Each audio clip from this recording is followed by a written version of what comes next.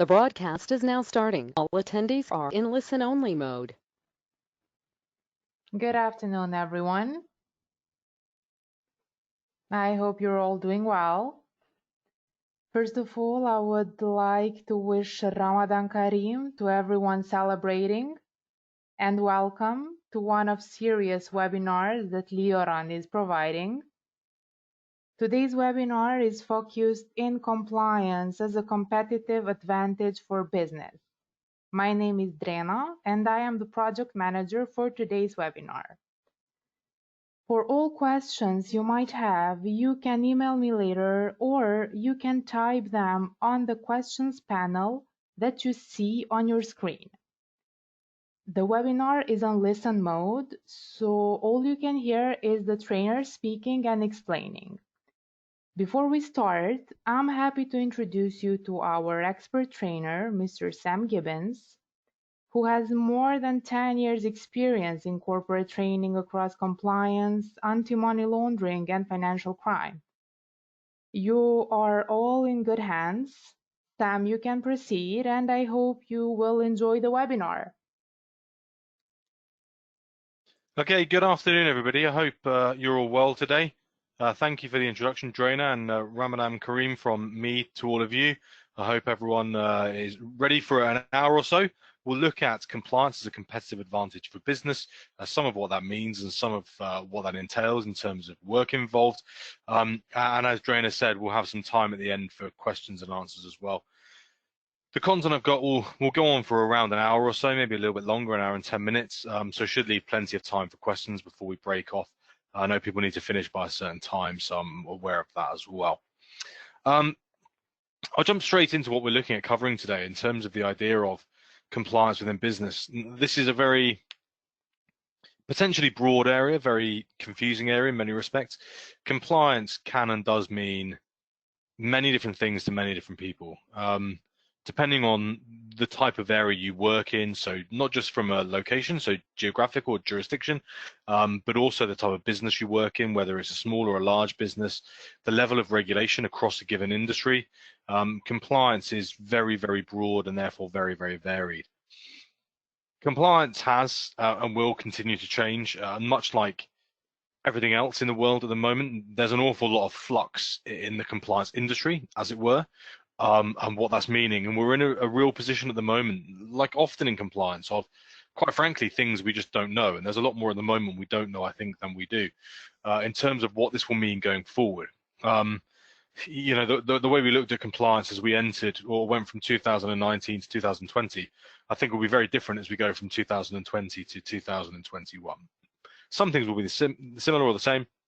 A lot of things, of course, are up in the air and will vary significantly. And I'll look at some examples from the last few weeks as we go through the next hour or so.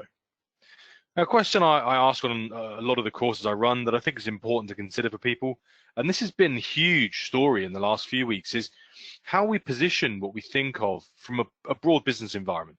Compliance in an organization fits inside other things that we do.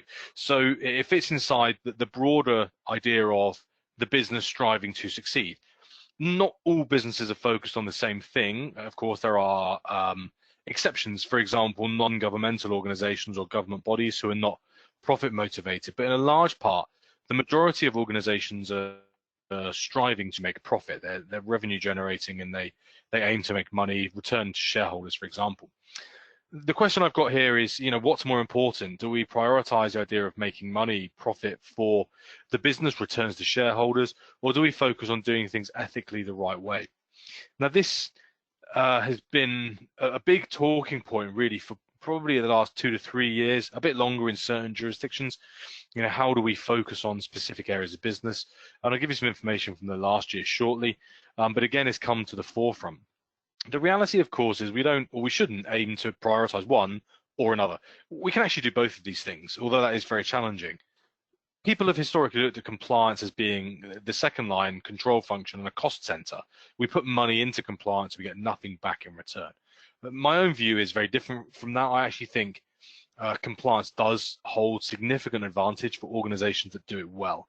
I think where it's done properly, and we've got an ethical component of driving compliance change in business, actually allows business to make more profit, make better returns, not just for shareholders, but for other stakeholder groups. So a wider range of individuals, but also bodies in the value chain.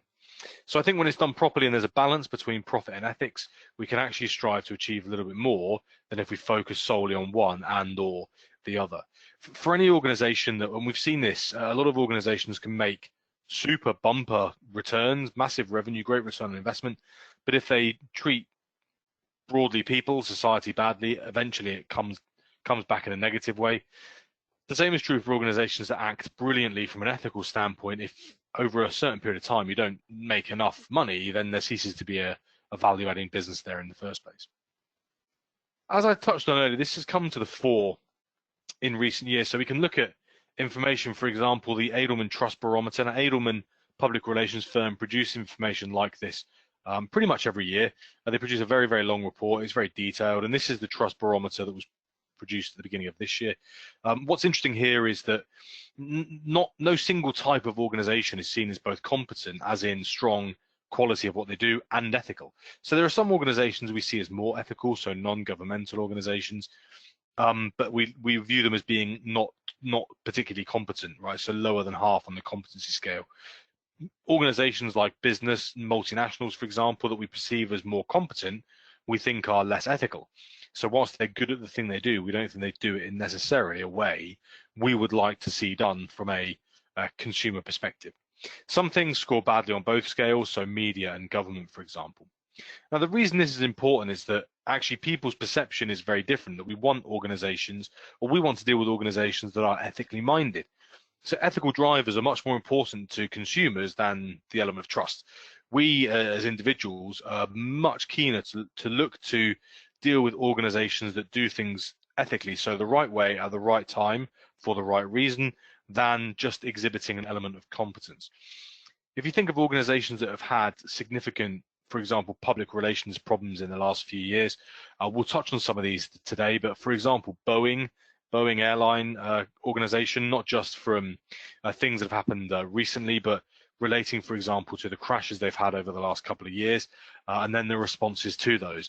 So, for example, giving when the previous CEO stepped down in the last 6 months, giving him a large amount of remuneration pay for losing his job.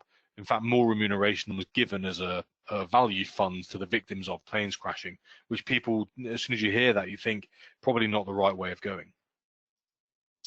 Over time, industry sector approvals have been going up across the board.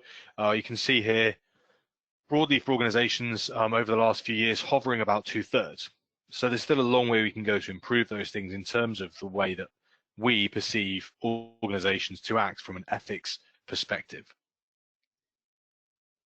The way the world has moved, there's a lot of complexity, of course, in any form of business environment, but in terms of compliance trends we've seen in the last few years, there are a few things that stand out. The demands of stakeholders, and here when we reference stakeholders, I'm not just talking about shareholders, people that own organizations.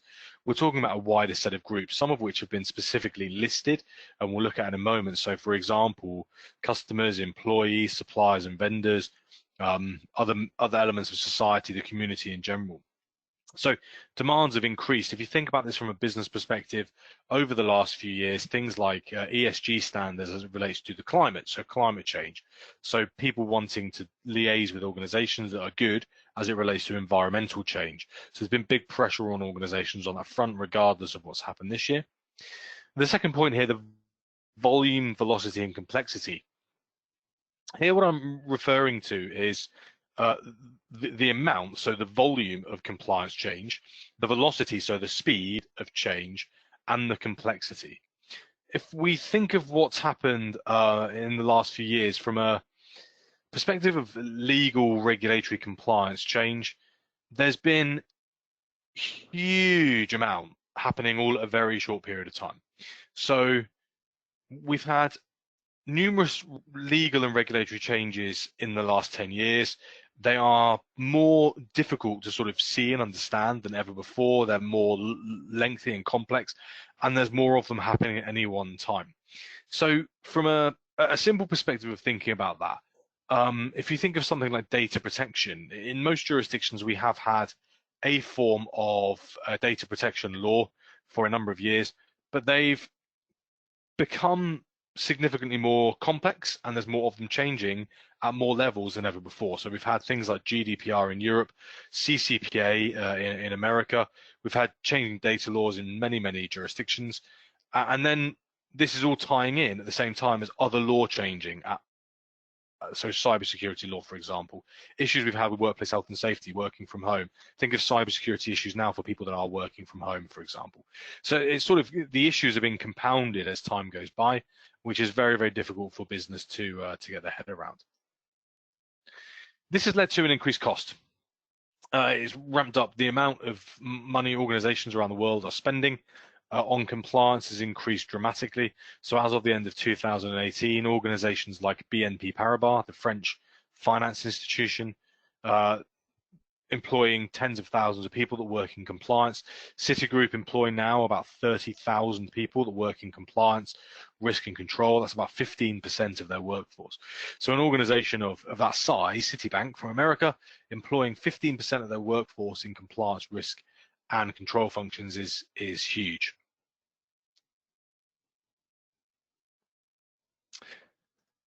If we look at some of the cases we've had in recent years that have caused issues or problems for people, there's been a number of things that have taken place. So this is a case that came out just about a year ago. It's prosecution of Standard Chartered Bank in 2 different jurisdictions, both in the United Kingdom and the United States of America, relating to a misconduct issue that took place in Dubai in the UAE.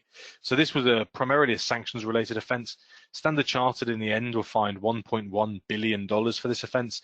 And I know it's hard to see, this is from the Department of Justice, this particular bit of information. One of their employees in the Dubai office was jailed in America. He pleaded guilty in the US for conspiring to defraud the United States, and the customer was also extradited and pled guilty. It was an Iranian individual extradited to the United States to face charges of sanctions violations. So not only is the complexity increased and the cost increased, but the level of risk has gone up. We've gone from penalizing firms, making them pay fines, to shutting businesses down, in some cases, fines at billions of dollars instead of hundreds of thousands or millions, but also jailing people. And we're seeing this in multiple cases. So the case I'm going to put up here now, this is Danske Bank, an ongoing financial crime case. So this is a money laundering case that's been rumbling on, in essence, for a while. And if you look at the headline here, this is from the end of last year, or middle of last year, sorry. 10 executives arrested over this case. This is a case estimated to be around 230 billion United States dollars of money that was laundered. The $230 billion is a mind-blowingly high amount, even for a money laundering case. The previous biggest ever singular money laundering conviction was for about just under $1 billion. So this is way bigger than anything we've ever seen before. In that sense, is absolutely enormous as a potential punishment. Sorry guys, I'm just going to try and zoom my slides in a little bit for everyone to see a bit easier. Hopefully that's coming up a little bit bigger for people.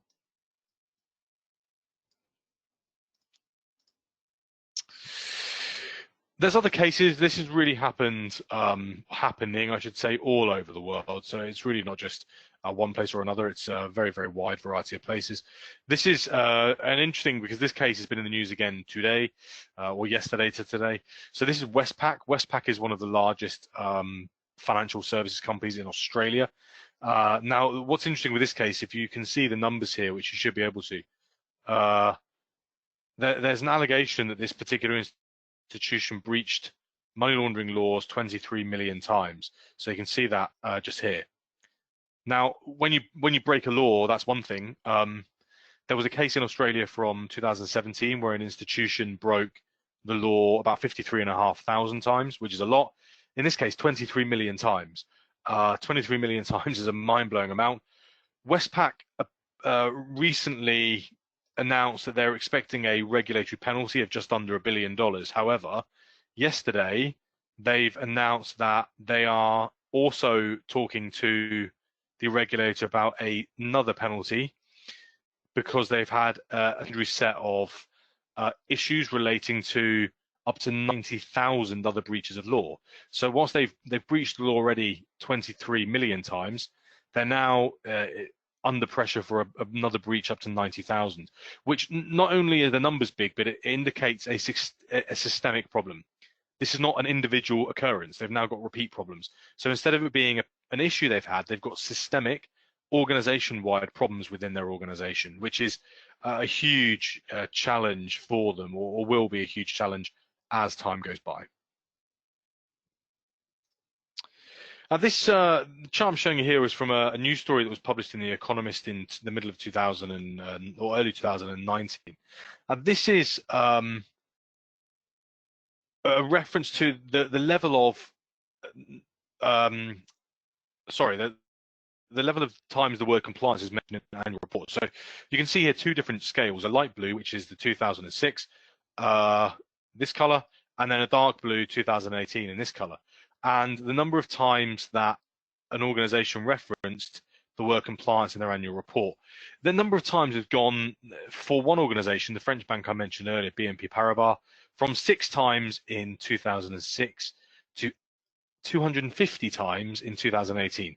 So in the space of 12 years, they've gone from referencing compliance 6 times in an annual report to 250. That's just a monstrously big change in a relatively short period of time. The reason in this case, primarily for this institution, is one event, which was a large sanctions case they had in 2015, where they were fined $9 billion. So a huge, huge penalty for them. To look at something I was referencing earlier, which alludes to the size of sort of penalties we're seeing, this is an idea of additions. This is from America, so sanctions application. This is the new additions to the OFAC, the Office of Foreign Asset Control, sanctions lists by year. Now you can see here, we hit a peak a couple of years ago. So 2018, an additional 1,500 people. What's remarkable, if you think of this, the numbers have gone steadily up in the current administration. So really from the last few years, the trend has gone a bit like this. If you look back to 2001, 2002, this period of time, this is the war against terror. This is following 9/11 here. And yet the sanctions that were applied at the time were in the hundreds every year. We've now got up to nearly 1,000 and 1,500 in the last couple of years. So a really substantive, significant change in terms of what's happened from application from a regulatory side. In terms of sanctions actions, this is penalties. This is people that have suffered or been penalized by Office of Foreign Asset Control in America. Again, the numbers went up for a period of time and then sort of dropped away to a relatively stable amount, and then they've leveled up here and then just shot up again. So these numbers are sort of pumping up really over a period of time. So we've seen, not just, if you think of this from a business perspective, not just that complexity involved. Sanctions, for example, is a very complex area, but also the amount of change happening and also the costs involved. These are all costs. These are last year $1.1 billion for Standard Chartered, $1.3 billion for UniCredit, nearly $1 billion for a cosmetics company in America who bought kits from China to make fake eyelashes. But some of the materials have been sourced from North Korea, and they were punished nearly $1 billion for that. So huge, huge penalties that can be applied.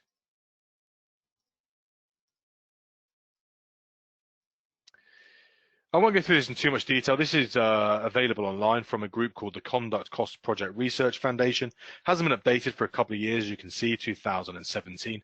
But this gives an idea of cost. This is just one industry sector. This is just financial services, which is very heavily regulated and has been for a number of years, primarily following problems they've had. So, of course, the recent problem, the financial crisis of 2008. This is the penalties they paid in Great British pounds. So you can see that the biggest penalty here for an organization, BAC, is Bank of America, nearly 45 billion pounds in 4 years, which is huge. Overall, 200 billion pounds. This is 20 institutions. 20 companies in 4 years penalized 200 billion pounds by regulators. A staggering amount of money, and leads you to think that the reality in these cases is the fines don't work. We keep fining these companies again and again. This hasn't changed behavior. This hasn't changed actually what businesses do from a compliance perspective. They remain focused on thinking of compliance as a black hole of money, a cost center that takes away a lot and doesn't give us anything back in return. What regulators have started doing, as well as international bodies, is the production of guidance for compliance programs. So I've put together, there's a bit of a list here in a time basis. There is more, I should add. There's a lot of other things that happen for specific things, for example. But this is some of the main global guidance we've had for compliance in the last decade or so. You can see here as far back as 2014, ISO 19600. ISO 19600 is the compliance management system, which is currently under review to be republished as ISO 37301, which is due to be done this year, but of course with what's happening, I think probably will be in 2021. In 2016, ISO 37001, the anti-bribery management system, which is probably the global best standard we've got at the moment for the anti-bribery side, although bribery as a standalone or corruption is significantly less complex, especially bribery, than broad compliance, for example. 2017, and updated here, I'll just highlight this, but updated in 2019 was guidance from the Department of Justice in the US. So the United States Department of Justice evaluation of corporate compliance programs. I'll come back to that in a minute because it's probably the best guidance. In 2019, Office of Foreign Asset Control, which we looked at just now. Think of the problems we're getting from a sanctions side, for example. They released their framework for a sanctions compliance program. The Wolfsburg Group released guidance for sanctions screening, which is useful for any element of compliance. For example, screening for third parties, vendors, suppliers, contractors, agents. Earlier this year in the UK, the Serious Fraud Office released their guidelines on evaluating compliance programs. They look at fraud, anti-corruption in business. And then we've got the production upcoming of 2 new ISO standards, one in governance and one in whistleblowing, due to be released this year. But I think much more likely they'll come out next year, just because of these things are always delayed, firstly, but also this year is obviously a bit up in the air with everything happening at the moment. If you look at the dates here, this is only over a very short period of time, 2014 to 2020. The space of 6 years, we've gone from almost nothing. There was FCPA guidance from America from 2011, but really you've gone from very little to lots in the space of a decade, and it's growing, it's picking up really as time goes by.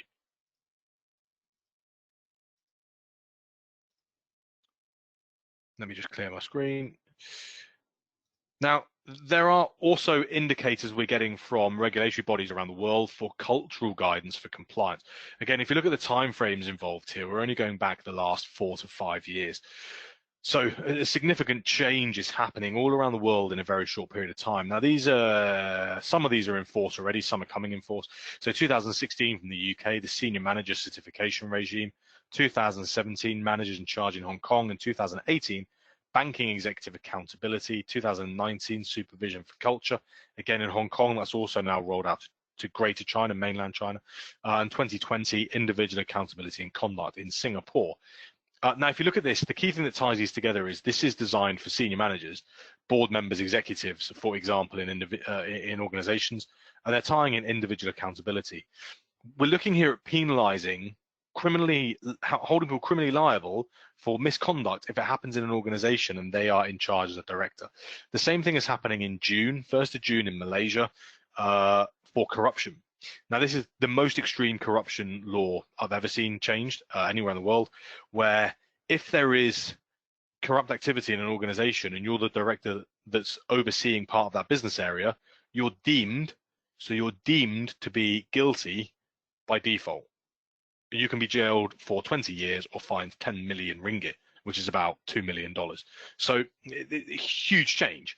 Even if you didn't know directly what was happening, you can be deemed liable because of individual accountability. Now, this is a huge legal provision shift that we've started to see in jurisdictions, leading people to say, wow, we really need to do a lot more from a compliance perspective. In that jurisdiction, in Malaysia, for example, there are 5 procedures you can put in place, what are known as adequate procedures from a compliance perspective, to say, look, hey, we did everything possible. We did all we should have done from a compliance side. It's not our fault. This was just a bad person acting as a rogue agent. I can see someone's asked a question on sharing the slides. I'll have to defer later to Drainer on that. I don't know what the protocol is, but I think the webinar is recorded, and so we will be able to share most of it for you afterwards.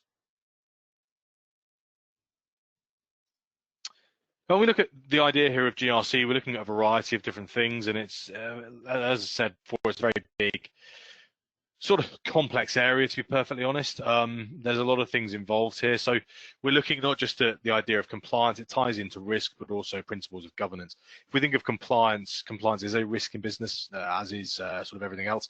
But we're looking here at lots of different things. So we can't run compliance appropriately, for example, if we haven't understood our levels of risk. So if we haven't conducted a risk assessment, if we haven't got an idea of risk tolerance, risk capability, our risk appetite statement and risk appetite framework, then how do we know fully if we're able to actually manage those risks, and how do we then put in place policy and procedures to do that? I'm sure a lot of you are already familiar with a model. I'll just show you quickly the idea of 3 lines of defense. Now, my personal view, 3 lines of defense has been a useful risk management and compliance model for looking at how business works, but I don't think people should sort of hang their hat on it as this being the only way we can look at how controls should work in a business. There are good reasons to use this. It's fairly simple. It has been effective for some organizations, but there are also deficiencies that people get siloed. So we end up with a person thinks that I just fit here in the first line. This is my box, therefore I don't have to do anything that comes in this area, right? So my responsibility just stops, and that can be a bit of an issue. The reality is we want to look at more of an integrated model where everybody across these 3 lines of defense and then going up is playing an active role from a GRC perspective within the business. That then becomes a lot more effective from a risk mitigation perspective.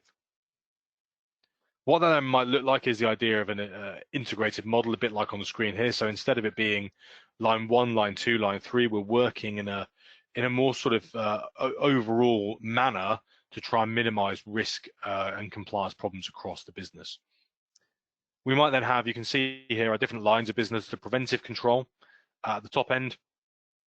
So our preventive business mechanism here, our detective control, and then our responsive controls here. So we're looking at the top 50% of this. Really, half of this model, this whole top half, is all prevention. The idea being prevention is better than cure. We can then have detective controls here to pick up irregularities, and technology is helping us primarily. So things like regulatory technology, and then responsive as well, so we can fix issues when they've occurred. One thing I would suggest that organizations could do that would make a big difference quickly would be on the reporting side. So the idea of having not only breach reporting, but also whistleblowing hotlines or avenues in organizations. I think that's probably the one thing organizations could change quickly, fairly cheaply, to improve their view of compliance within the business and start getting better results.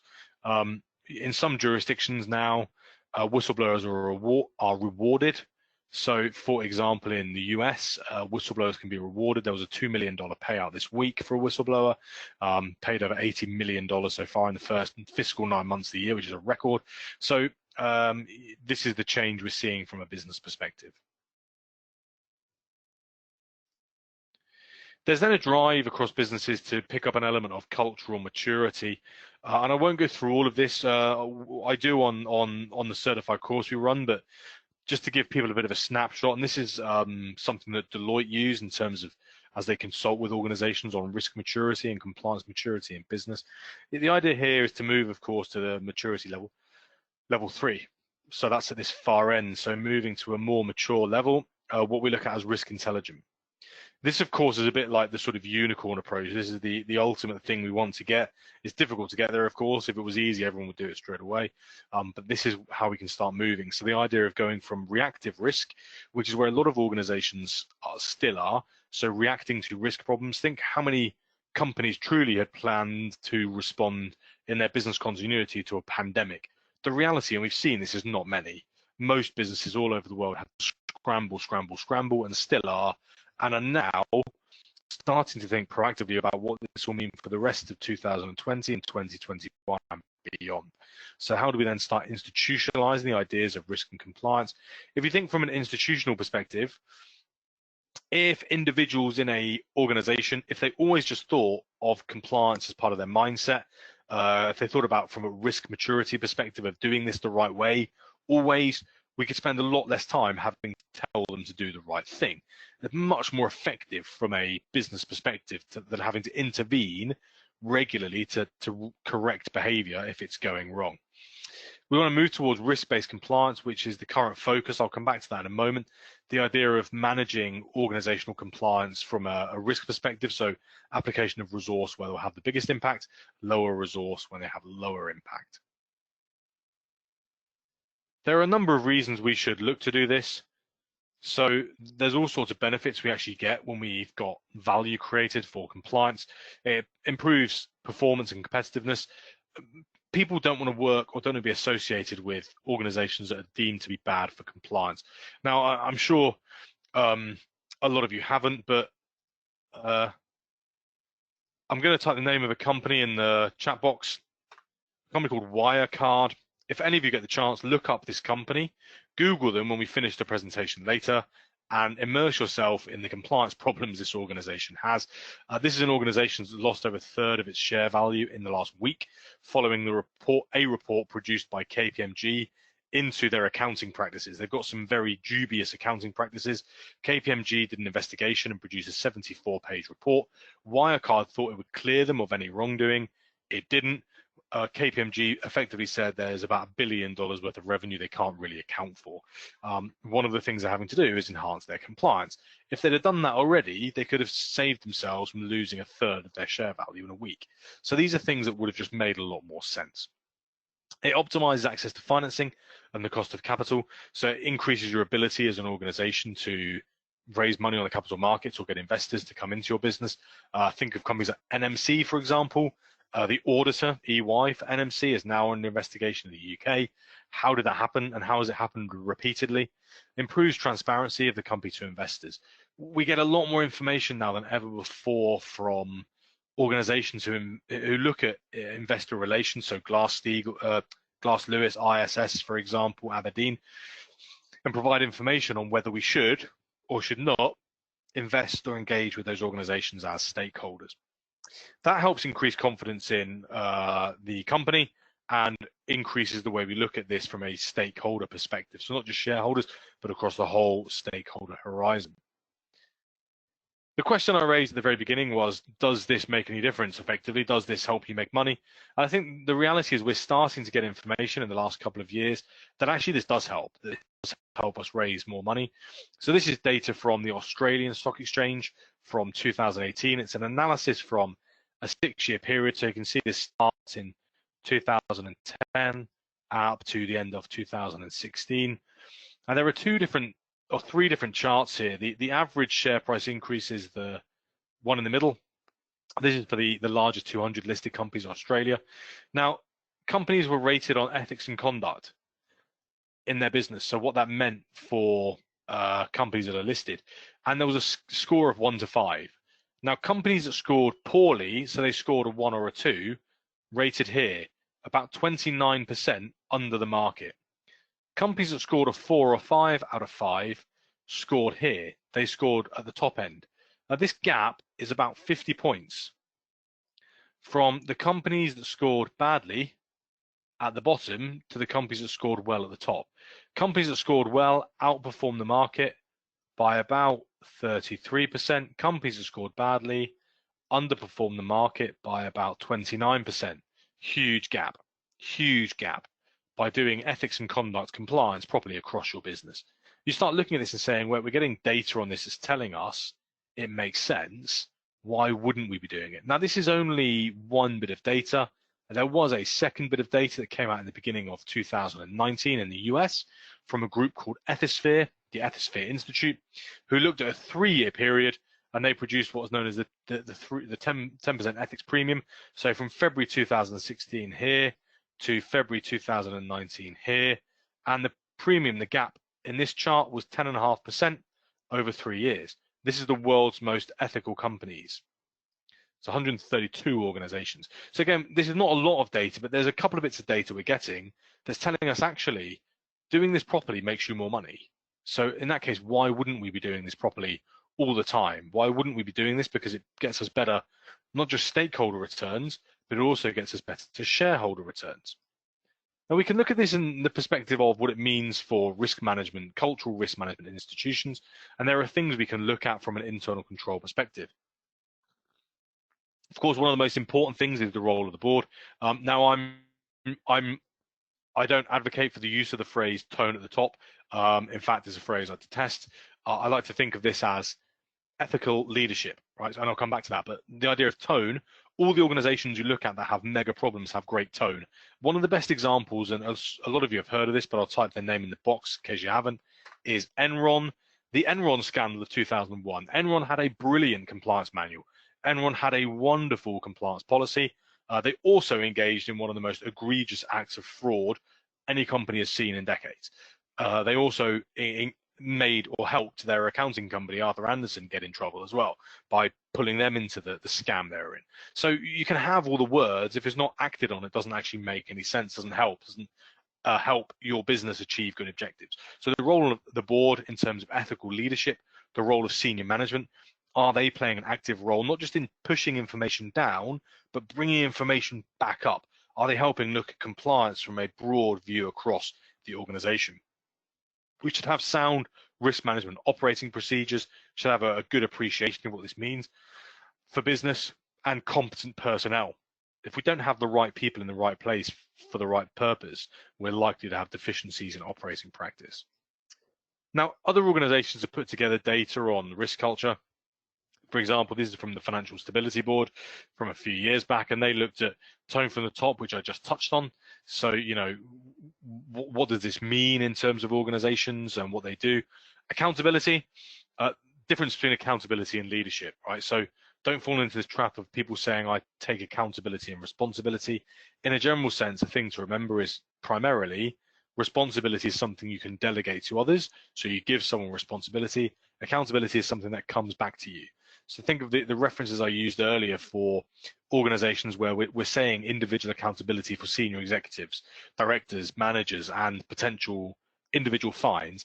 They're being held accountable for the work that happens underneath them because the accountability goes back up even though the responsibility was delegated down. Effective challenge, so people should push back on preconceived ideas.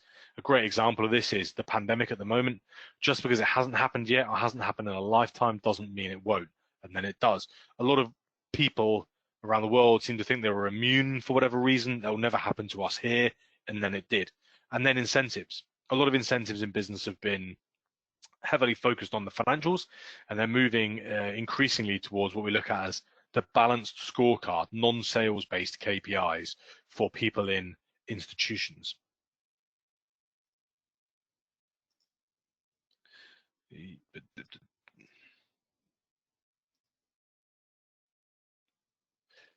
Now we can also look at this from the perspective of risk capability maturity. I would look something like this. So the idea of a model of how we're progressing from a maturity perspective across our control functions. So at the bottom, the top, sorry, level 0, no processes. We don't have anything in place. We just sort of fly by the seat of your pants. Every day is let's see what happens. Hopefully we muddle through. Level 1 would be initial, where there are processes, but they're ad hoc. We react when there's an issue and we just respond to that as necessary. Level 2, we start reacting and we get hero driven. We get somebody that saves the day when there's a major event that blows up. As we move to a mid-level, level 3, we become more organized, formalized, and documented. So if you think again of that, the risk maturity diagram, cultural intelligence we looked at earlier, you're starting to move here to that middle point where we're starting to think about risk-based outcomes. Level 4, we become formalized, we start to measure, we start to control. One of the big things we hear for organizations as they look at cultural compliance, we can't do it because we can't measure it. Now that isn't true. It's very difficult to measure, but it's not impossible. And we'll look a little bit later at some metrics you can start putting in place from a compliance risk management perspective. Level 5, we're highly mature. This is where we become risk intelligent. We're considering risk parameters with every decision we make all the time using a consistent feedback loop. So again, not just things being pushed down, but feedback from outside in and up to the top. Now, some of you, I know there's some people on the call that have attended sessions we've done before, might have seen this model. This is a model of regulatory and compliance development, and we can look at the way that this has developed or evolves over a period of time from an original view of sort of startup through crises, expansion, sustainability, and then outcome-led. If you think in different jurisdictions, we're at all sorts of different places. So at the moment, we've been in something of an expansionary phase in many places. So let me just see if I can highlight that. The last few years, we had a mega event, 2008. We had the global financial crisis, which has spurred us through an expansionary phase. That's happened all around the world. We've been in this phase for a long time, and then we've had a second crisis, which has been the coronavirus or COVID-19 pandemic we've seen taking place this year. This is now leading to a further element of expansion. We've had new documentation coming out from regulatory bodies all over the world on things like interest rate forbearance, on things like travel restrictions, on things like social distancing. Regulatory guidelines have gone through the roof in literally the space of 3 months. Boom. Following a crisis we've had. This becomes impossible to maintain, and so eventually we have to move to an element of sustainability. This is, if you think about what this means for, at the moment, like the lockdown, we're in this position of, if you take it away from profit versus ethics towards health versus economy, how do we draw that balance? We have to start getting to an element of sustainability here. We can't lock the entire world down forever. So how do we ease the lockdowns whilst we start bringing economies back? And that becomes the question we're going to have. And this tends to be how compliance develops in organizations. A lot of you will have been, over the last few years, somewhere around here, where you're starting to grow, things are developing, things are getting bigger, but we're still not at a sustainable phase where we're sort of risk mature. We're still reactive in many respects to what we're doing. This looks like this from a reactivity perspective, where on the left-hand side here, we are more static or tactical. There's an issue that occurs and we respond to the issue. What we want people to do is move towards the dynamic or strategic stage, where we're thinking forward, thinking ahead about issues, questions, challenges coming before they take shape. Now, this is difficult to do, but if you've got a sustainable approach towards compliance management, it's much more possible to do this. You can respond faster to things that are happening, but you can see them in your sort of front-facing mirrors in advance anyway. The reason this becomes important for people is it has an issue as it relates to cost. So the money, as things go up, the money goes up as well, and that's this curve here. Ideally, we want that to start dropping again. And so we have other things that are starting to happen where we're saying, actually, what can we do that makes this a bit easier to get to? And if we think about this from compliance as a competitive advantage, I'll write this up here, but things like RegTech, regulatory technology. Instead of doing a thing that takes you a team of 10 people 6 months, why not do a thing that can be done on a machine on its own in 2 weeks? So the idea of using technology to get better outcomes, which will help us move to this area, and it will help bring costs down. So this is the idea of that competitive advantage. If you can use good technology quicker, faster, more effectively than your peers in your market, then you'll be ahead of them 9 times out of 10. It's just one of those things that follows on nearly every time in business, right? So it's not a silver bullet, certainly, but we'll have a significant competitive advantage if you can do that.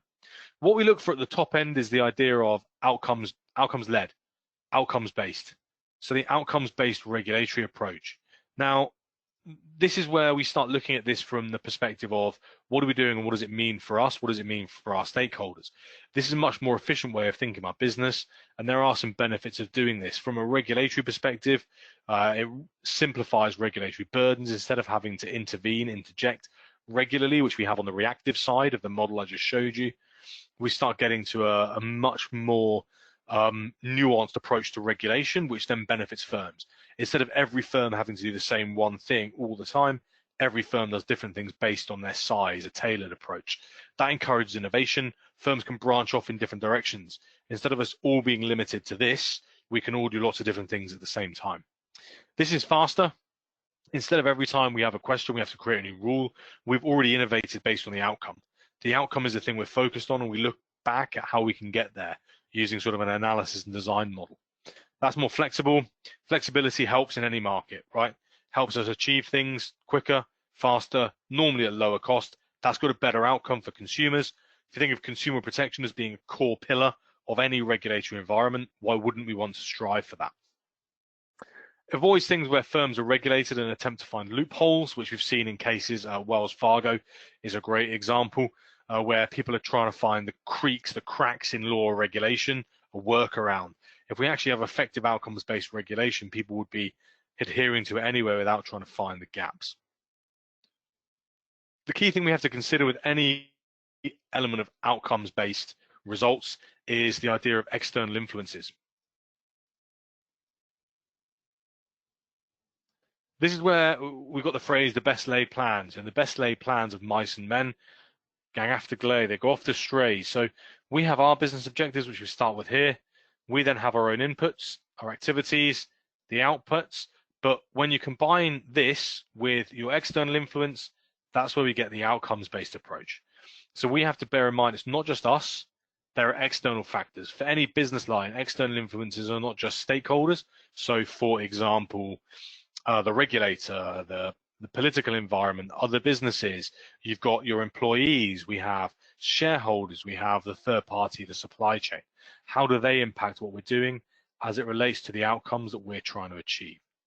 From a compliance side, if we can focus on the outcomes, we can tie the outcomes to our objectives, and we can narrow and minimize the level of input and also minimize the amount of activity.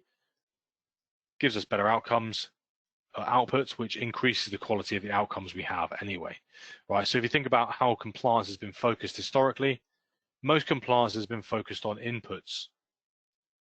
For example, we wrote a new policy, we hired more people, we trained more people, we put things in, we put numbers into a system. People have looked and said, what do we put in the system? If you work it backwards, what are we getting out from the work we're doing is a much more beneficial question to ask, nearly always, than what is the input we're putting in. Don't focus on this, focus on this.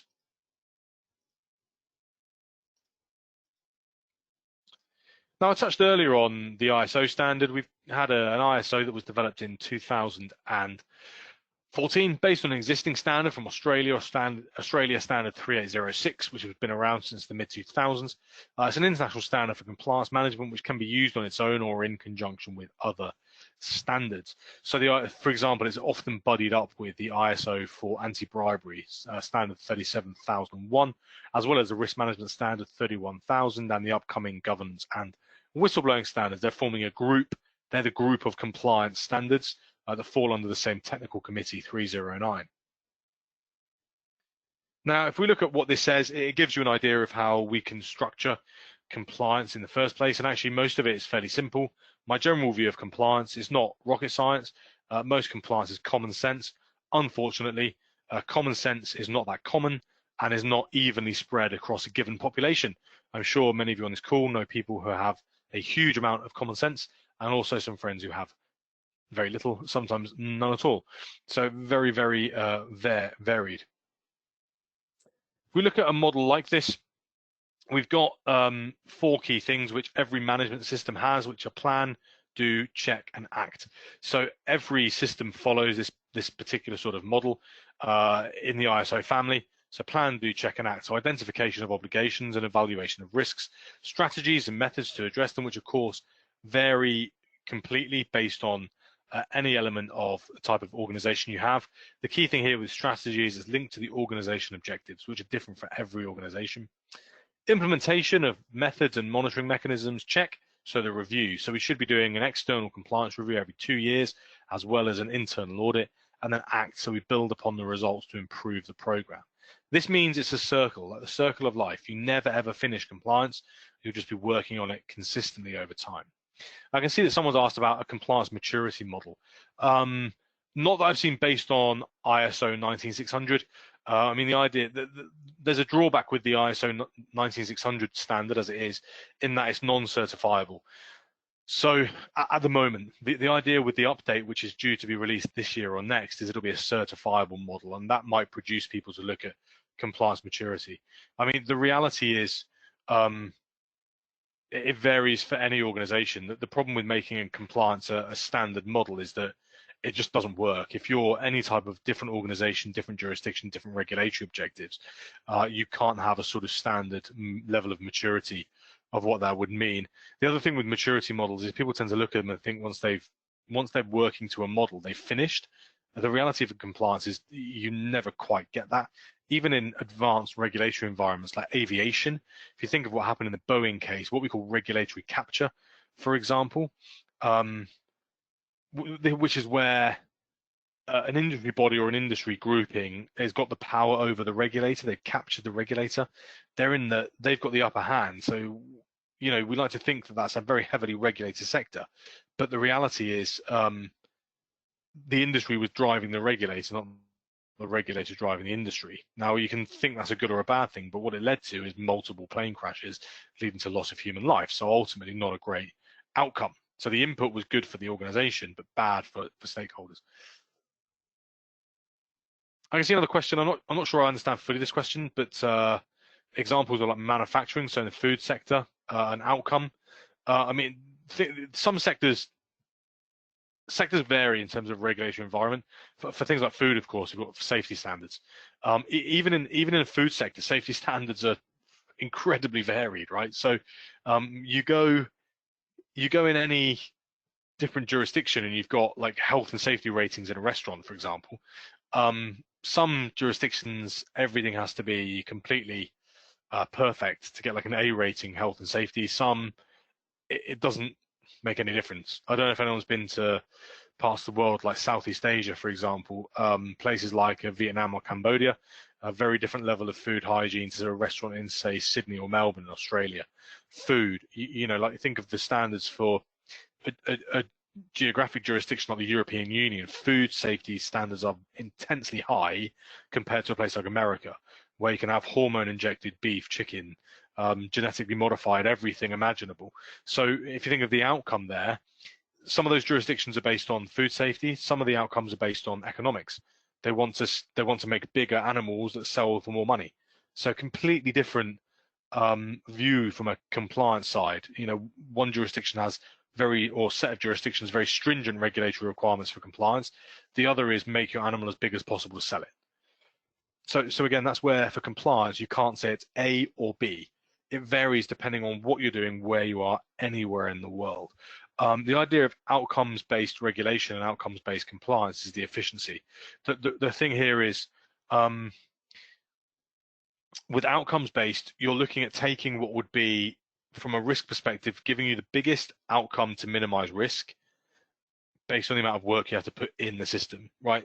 So historic risk management has been we apply compliance evenly across any element of risk, whether the risk is huge or the risk is small. We do the same level of compliance, right? We've leveled them out, but one of them we're missing each way. So outcomes based, we'd say this risk is much bigger. We're going to focus our resources on minimizing this risk. This one is smaller, we're less focused on it, right? So that's the idea of outcomes based. It's a bit of a, what's the word I'm looking for? It's like it's future proofing, right? We're trying to get there. Most jurisdictions are not at that stage yet. Most are still in the expansionary phase. Very few are even at a sustainable phase. Very few organizations are at a sustainable compliance phase. One thing you tend to find is whenever we come across an organization that thinks they've sort of done compliance, then there's a disaster, so you can look at it and always find a problem. A good example, I touched on the law change that's happening in Malaysia in June of this year. Now the law was passed in April of 2018. That's over 2 years ago, right?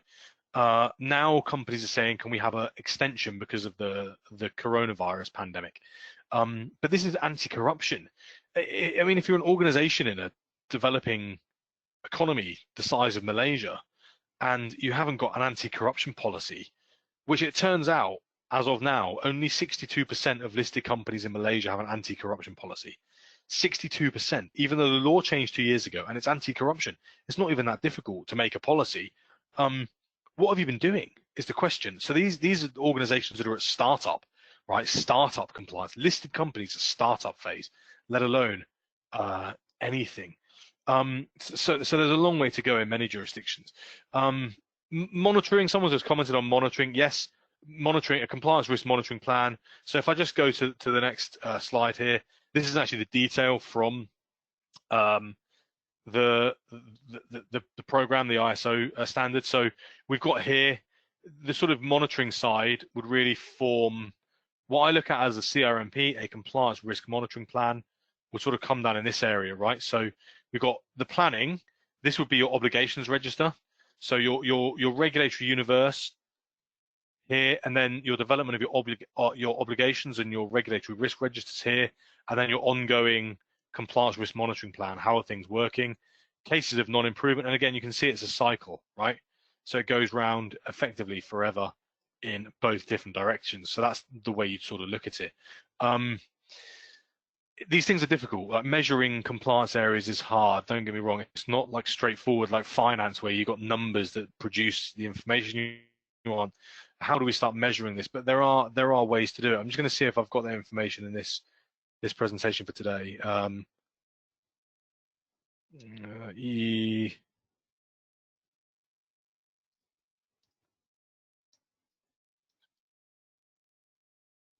No, but I actually produced a document which was for this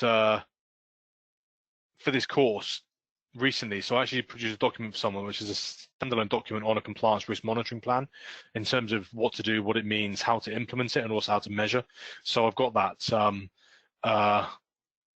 that is available as well. So we go through that on the full CCP course. There's other questions coming in. I'll try and answer some of these questions at the end. So there's some pretty good questions coming in now, and I'll save some of these to the end. So I touched upon like the management system. I think it's a good system, the compliance management system. I don't think organizations, I don't think you have to use it. I think there's many different types of compliance guidance we can use, and they can come in different formats. And what I tend to do is break this down for people and sort of say, this is not from the standard, by the way. This is something I produce for my clients that says actually what elements do we need. So four program elements you can see at the top left, then principles, and then key elements that actually means. And these are the types of things we would go through. In terms of a question that did come in, monitoring is checking, right? So that's part of the review. So doing, you put in place your monitoring plan. Checking, you monitor. Act upon improvements, cases of non-conformance. If I get time later after we finish, I'll try and show you the document I was referencing that goes through some of those things. So elements here, things like your risk assessment, development of frameworks, program design, etc. So these are like core elements we need from a compliance perspective. We've then got the implementation, so actually doing it, and these are where we start putting in place the building blocks. Compliance is not one thing or another, A or B. We're starting to put things in place. Identification of obligations with an obligations register, for example, identification and management policy, training needs analysis, development of training standards, etc. We can then look at things like monitoring and measuring, so part of that compliance risk monitoring plan. Controls in place, so we've got the compliance risk monitoring plan, our different registers, compliance obligation register, conflicts of interest register, gifts and entertainments register, software, so GRC technology, for example. Now you might have standalone technology, you might have it integrated from a full GRC perspective. Those things are getting better, but again, I don't think there's a single GRC system that covers everything you need. And then we have the continuous improvement side. So the idea of external audit of a program, gap analysis, development of key topics. Now, if we think of the bit at the bottom here, the type of thing we can start doing that demonstrates we're actually getting somewhere from the perspective of business advantage. Surveying, so quantitative surveying, qualitative surveying of people in the institution, customer compliance feedback. If we're not measuring those things, it's hard to say you're providing a competitive advantage, right? So how are we looking at it and saying, we are surveying people that demonstrates we're getting a fixed advantage on an annual basis. If our results year one are here and our results year two are here, great, we've got an improvement gap. If we never measure, we never have a baseline to move upon from year one. So this is really important to look at to know we're actually making substantive progress from that compliance perspective.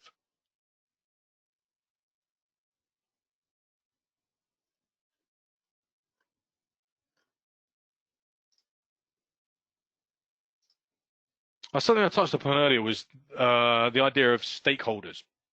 So increasing view of what this means for stakeholders in business. And this was, the Business Roundtable is a US lobby group of about 181 large listed companies. So people like Marriott Hotels, JP Morgan, Boeing, for example, like big companies. And they produced an updated statement. These are their principles of governance, which they produced last year. which they updated last year, I should say. For the first time since the 1980s, they changed their principles of governance to move away from pure shareholder value towards stakeholders. So what they've said here is they've listed 5 different stakeholder groups, which I'll highlight for you. So customers were the first one, employees, suppliers, so third parties, communities, and then shareholders. If we think of these, breaking them down, customers, of course, the people we liaise with. Now, everybody's either a customer, a former customer, or a potential future customer. That's the way business has to be looked at. Employees. Now, this is the one that has been a challenge for companies this year. We've now got, in a place like America, for example, 30 million people claiming unemployment benefits in the space of 6 weeks. A staggering amount. Now, this is not because companies chose to have a problem, it's because of something outside their control. Think of the outcome diagram. This is the external influence that came in and hit people. Rapidly changing world. Now, we've had this issue of organizations that signed up as members of the Business Roundtable less than a year ago, now not investing in their employees and getting rid of them. Disney, for example, Marriott, for example, right? And so organizations haven't adhered to the thing they said they would from a compliance side, and it's having a significant negative impact on bottom line performance. We can look at specific examples of this, and there's one here. The guy on the screen here is the CEO of Marriott Hotels. Marriott Hotels have furloughed over 10,000 of their staff at the same time as the CEO originally was scheduled to get a pay rise. So at the same time as laying off thousands of staff, the CEO is getting a pay rise. He's now said this year he's going to work without getting paid at all. So pretty quickly recognize that this didn't look very good. So it didn't look great from a public relations perspective. So if you think about the way we should manage compliance and ethics in business, these types of things could have been planned for better, again, if we had a focus on them from a business continuity perspective. What this means is the idea of the ongoing compliance perspective, right? So the quote here from a guy, Sir Win Bischoff, it's important to have a continuous focus on culture rather than wait for a crisis. Poor behavior can be exacerbated when companies come under pressure. A crisis like we're seeing now, sadly, lifts instances of fraud. That's true internally and externally. We are and will continue to see this all over the world. The idea of people committing misconduct for a variety of reasons, sometimes out of greed, so people pretending to sell PPE equipment, for example, often to people that need it desperately, medical suppliers, and then people that act out of fear. They're trying to do something fraudulently because, for example, they've lost their job or a family member has lost a job. So we're now having to respond to the crisis because we didn't plan compliance properly in advance. If we think about that, actually, if we'd have used the idea of working compliance adequately for the last 10 years, instead of waiting to now, we could have done these things much better. The cases I referenced, for example, from Australia, where there's been a federal inquiry, the highest level of Royal Commission, organizations now scrambling from a compliance side. The reason being, they underinvested in compliance for 10 years, right? So they had a 10-year period where other jurisdictions really ramped up what they were doing. Australia didn't. Now they're having repeat instances of problem and misconduct, but we're seeing the level of risk rise for individuals. One thing we can look at from a corporate perspective, and I touched on this just now, a thing that we can do from an advantage for our business is to look at things like RegTech. RegTech is regulatory technology, right? So this is the idea of looking at data, not just having data silos, so data held in compliance, different from risk, different from audit, different from business, for example, but consistent across the organization.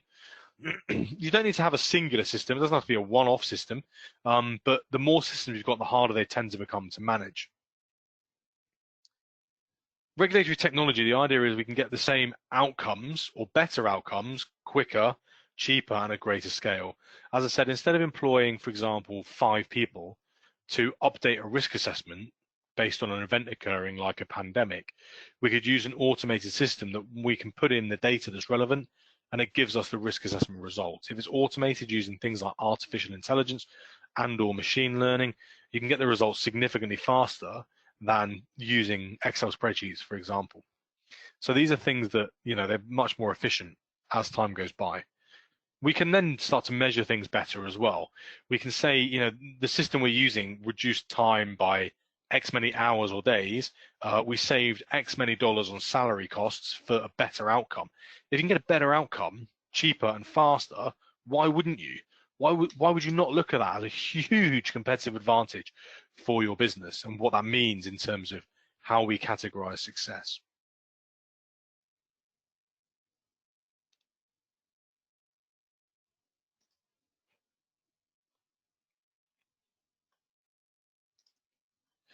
A couple of things before I finish and jump into questions. I wanted to look through briefly just the idea of the outline we use for the Certified Compliance Professional course.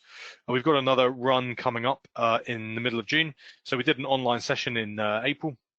It was really good. Obviously, it's different from running a full 5-day workshop. I fully appreciate that. It's different for everybody. But actually, there's a lot of ground we can cover in 5 days, and even remotely, there's really good interaction we can have. I appreciate the webinar today. You're all on mute, so you guys can't talk to me. I know you can ask questions, and I will come to those in a few minutes. But actually, when we do the full CCP by live virtual training, we can ask questions and we can interact a bit more. Of course, as it stretches out over 5 days, we do build knowledge of people that are attending the course and build sort of relationships, so it becomes a bit easier over time to get to know people. The key things we look at over the 5 days: global regulatory frameworks, so what's happening from a point of view of regulatory change, looking at the idea of moving from rules-based models to principles-based models towards risk-based models, and linking into that the idea of outcomes-based regulation, what that means for compliance. If you think of even this webinar, for example, like nearly 200 people on a webinar, even 5 years ago, if we're covering primarily the Middle East market, we would have been lucky to have 100 people. 10 years ago, there would have probably been less than 20 people. Compliance has gone from this to this in a very short period of time. The growth has been absolutely enormous. We look at the compliance function, what it means, how you structure it. So what does compliance do? And I guide people through a compliance manual, so going through the breakdown of what a compliance manual is, or sometimes called a compliance policy or compliance charter. What compliance does, what it doesn't do, so what things we shouldn't be doing in compliance, what skills we need, what resourcing we need, what technology we need, how we develop things like risk assessments, how we develop things like policy and procedure, training, communication. I go through the idea of building a compliance risk monitoring plan, go through the idea of building an obligations register, registers for gifts and entertainment, as well as things like conflict of interest. So we look at the idea of the whole of the compliance function, what it means, what it entails, and we also look at compliance risk management, the idea of identification, measurement and monitoring of risk on an ongoing basis. So how we do that in a business, what it means, how we try and get it right, how we can avoid some of the pitfalls. We also look on the course at some of the elements of financial crime, so anti-money laundering, and in that really there's 3 different components: anti-money laundering, counter-terrorist financing, and targeted financial sanctions, which come in waves. At the moment, AML is a big issue because of fraud. Sanctions is a huge issue because of politics. Terrorist financing has receded a little bit in the last few years, just based on what's happening around the world. And then the final day, we look at financial crime, so anti-corruption and fraud, right? As well as, if we get chance, things like market abuse, insider trading, but primarily fraud and corruption. So that's a bit of a breakdown of what we look at over the course of the 5 days. There is a lot to cover. There's a lot more we could cover. Compliance could go on for weeks, to be perfectly honest, but we try and cover what we think is the most relevant for people attending the course. 2 quotes to leave you with before we go into some questions. This one, I love this quote. It's over 10 years old now, but I think it's been proven consistently to be accurate. If you think compliance is expensive, try non-compliance. Again, we're now getting data that it's not just non-compliance. Actually, organizations that do really good compliance outperform the peers in the market. Organizations that do this properly don't appear in headlines as often, right? They get better results. They don't appear in regulatory cases multiple times. People want to work for them. People want to be customers of theirs. Suppliers want to deal with them, right? Regulators want to use them as case studies. The opposite is also true. Companies that do badly, compliance badly, appear negatively in all of those things as well. So if you think compliance is expensive, try non-compliance. Second quote, this one's from me. I don't know of a single business which closed because they committed too much resource to compliance. I can think of many organizations that had to shut because they under-resourced compliance, or they had huge fines because of under-resource, had regulatory penalties, and even in some cases jail time. I can't think of a single one that had the same issues because they spent too much on compliance. They thought it was too important for their business. So people say, oh, it's costing us a lot. It's a black hole. It doesn't generate anything. Actually, I think the opposite is true. Think of all the benefits it brings you. Right? There's a huge competitive advantage to getting this right. If you can get this right quicker, at better cost, and a more scalable way for outcomes than your competitors, you'll be ahead of them almost all the time, right? So it's really important to think about some of those things. Now let me, I'm going to just jump out quickly to some questions, because we've had quite a lot that have come in over the last few minutes. Let me just see if I can expand my question box here. So what have we had here? So I can see that Drain has answered one question. We'll upload the video and share it with you. A lot of the things I referenced as well are available online. So actually the cost of conduct, if you can look that up, it's called the Conduct Costs Project Research Foundation. So the other question, someone's asked about, will it be provided by PowerPoint? As Drain has said, yeah, the video will come out. As I touched upon, there's not really a compliance maturity model I know of based on 19600. And someone just asked another question on compliance maturity model. Recommend, not really. I mean, if I look at like compliance guidance as opposed to a maturity model, if I looked at compliance guidance, there are a few things I would say that I would use primarily. So of course the ISO standard, the reason being it's fairly simple and straightforward, can be used by any organization of any size anywhere in the world. I would use the Department of Justice guidelines, what's known as the ECCP, the Evaluation of Corporate Compliance Programs. That I think is probably the best source of like compliance guidance in terms of what it means. It tells you everything you should be doing from a compliance perspective. If I was focused on financial crime, I'd look at the information from OFAC, so the Office of Foreign Asset Control, and the Serious Fraud Office in the UK. The reality is, and the other thing I'd look at is COSO. I think the COSO internal control, but also ERM, Enterprise Risk Management Frameworks, are both quite good. They're both very similar. So the ERM framework and the internal control framework are broadly very, very similar. One thing I'll say about all those different frameworks from like a maturity perspective is they're all very, very similar. I mean, you can really break down any of those models into fundamentally about 5 things, right? So ethical leadership, what the Department of Justice call now conduct at the top, what people historically called tone at the top, ethical leadership, governance and oversight from board and senior management, risk assessment, always there, right? Internal control frameworks. So what we look at as like systems, control, the idea of monitoring. So if you think of the ISO, you're doing and you're checking. Training communications, so there's no point doing it unless it's actually got a resonance within the organization. Testing, monitoring, evaluation, and improvement, right? The 5th one. So the same 5 or so things in variations always appear. They're always there. They're always the same things that come up. So that's what I look at as like sort of the maturity side.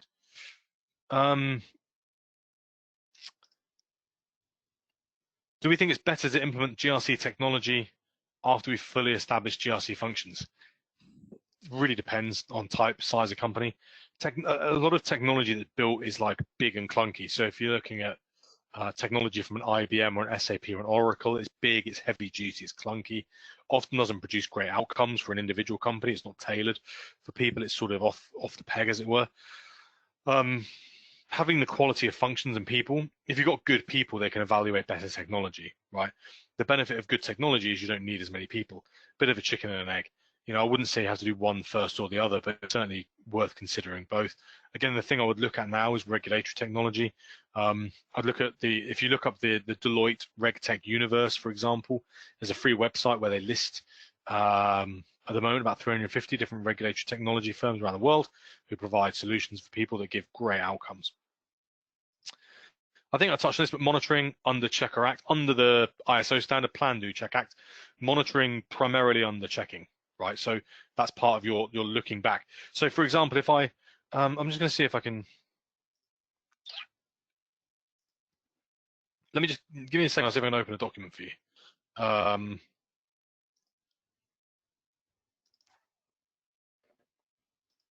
That goes through a bit of some information on compliance risk monitoring plan. I didn't include it, but I go through this when I do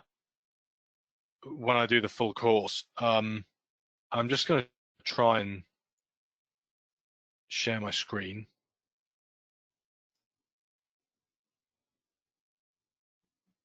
I want to show. Right, so you all should be able to see coming up a Word document, and this, right, for example, you can see two screens here. Hopefully it's big enough for everyone to see. I'll zoom in a little bit. So some key things here you can cover as part of what you'd put in a compliance risk monitoring plan, what it would mean, what would it be entailed in that, and then your question becomes, any organization can monitor anything differently as they see fit. The question becomes, what do you monitor? So let's say, for example, these are just examples, these are hypotheticals. Policy attestation, you might say, for example, like 50% of the organization is attested to policy, that's non-compliant. If 60% attest, that's partial. If 70% is average, that's our like the minimum acceptable.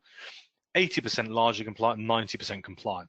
So once 90% of the organization have adhered, attested their policy, we say we're comfortable with that. The second question then is, how long are we willing to spend, right? So in the first week, you're not going to get 90%. It's just completely unfeasible, right? You might say it's going to take 3 months to get to 90%, and that's acceptable. You might say you want to get to 90% in 4 weeks, for example.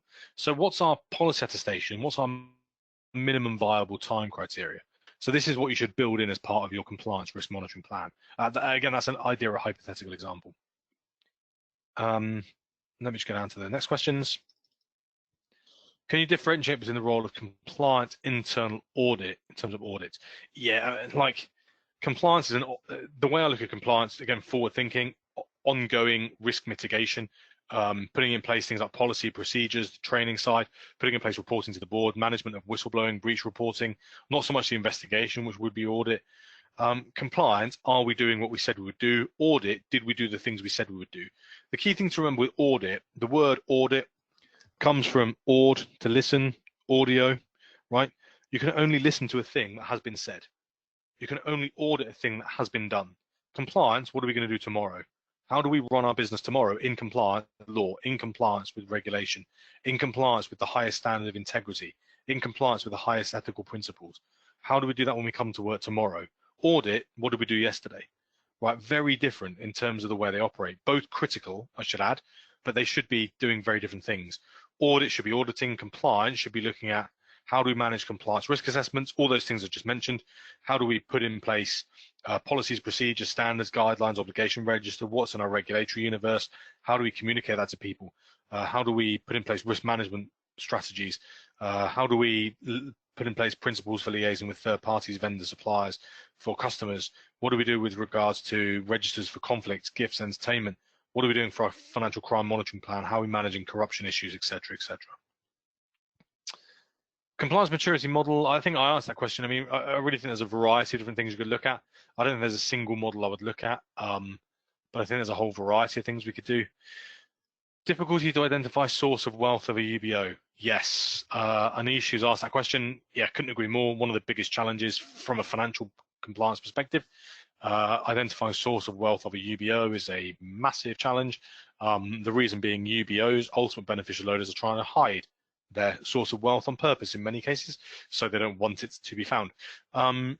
So the answer is, again, there is technology that allows you to do this. There's a system called Know Your Customer, which does this, allows you to identify a source of wealth. The reality is, globally, the framework is patchy.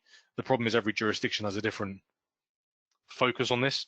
Some are producing registers of beneficial owners, many are not, most are not. So there's a real variance of what happens from a regulatory perspective around the world. So it's not easy to just say yes we can or no we can't. The reality for identifying source of wealth for ultimate beneficial owners is that you might end up having to outsource it to an investigative body, right? So to an organization that is doing hardcore third-party due diligence, or you say we're not willing to do it.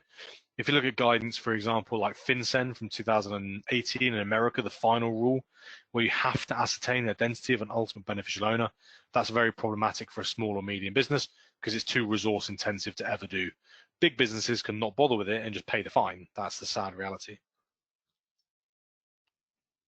A question, Turkey's asked a question, what's the compliance mission after COVID-19 is gone? I've got a genuine worry for a lot of businesses. Now, I don't know, it's hard to know what's happening in different organizations, but what you can see anecdotally is a lot of organizations have taken their foot off the gas from a compliance side. A lot of organizations, people are working from home and people are not working as hard, and they've sort of eased off a little bit. And the reality is most jurisdictions won't do that from a legal side. Regulators are in some cases. So regulators in some jurisdictions are not doing as many on-site inspections. They're doing things remotely, of course, because they have to, like everyone else. But I think one of the issues we're going to see with compliance after the crisis is a mad scramble to get back to zero, right? If you think how few organizations were on the front foot already, how few were proactive, how few were sustainable, and they're now going to have a period of 3, 4, 6, 9 months of doing even less than business as usual, there's going to be an absolutely massive scramble to get back to basic. That's my big concern for compliance. I actually think for compliance professionals, this is one of the best times ever to be doing research on things. People asking about today, like technology systems. Well, if you're working from home and you've got access to a computer all day, and you're not being badgered by people on phone calls left, right, and center, or shouting in the office, it's probably one of the best times ever to research those things. I appreciate it's very difficult. Like, there's an awful lot going on at home. Certainly, I'm the same. I've got the kids here, and it's absolutely bonkers half the time. But you know, the compliance mission for many people is going to be getting back to status quo.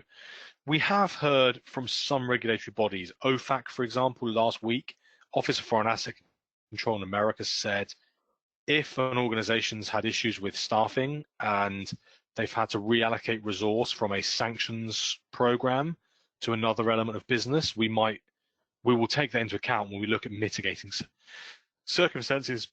The problem with that is we don't know what that means. Like, we don't know how far they'll take it into account. We've got no precedent for any of this. We've got no case examples for any of this happening before, so we just don't know. So that's going to be a significant challenge. Again, for compliance post the end of this year, there's going to be significant changes. Business continuity plans are going to be ripped up and started again. Disaster recovery will be ripped up and started again. All businesses that are focused on all the things we thought were brilliant 6 months ago, biometrics, people that want to install in their offices thumbprint scanners to get into buildings, well, that's now a terrible idea because no one wants to touch anything. So a thing that used to be brilliant is now a disaster area. The thing is, how are we going to be able to run compliance more remotely? How are we going to be able to run compliance using systems or people that are not in the office? Cloud-based. Jurisdictions that are saying no to cloud-based technology, that's going to have to change. That's going to have to change, right? Companies that are the same, that's going to have to change. If your organization previously said you can't access the company system unless you're in the office, that's going to have to change because now nobody's in the office.